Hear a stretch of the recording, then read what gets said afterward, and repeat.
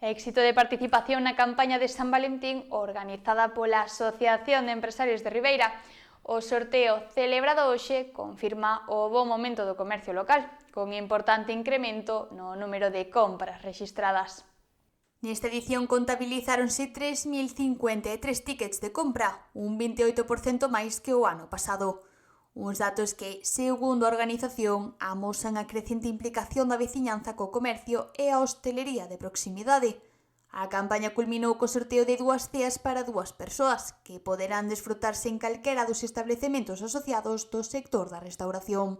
Pois ao final foi unha campaña bastante satisfactoria, foi unha campaña na que superamos máis dos 3.000 registros na página web da asociación, unha campaña que iniciamos o día 1 e rematamos este domingo 15, e a verdade, pois para nós é unha gran satisfacción que a xente se anima a este tipo de campañas, tanto a nivel de hostelería, restauración e comercio. As compras premiadas realizáronse en Zapatería Chaira e Floristerrai, que tamén recibiron o recoñecemento da asociación.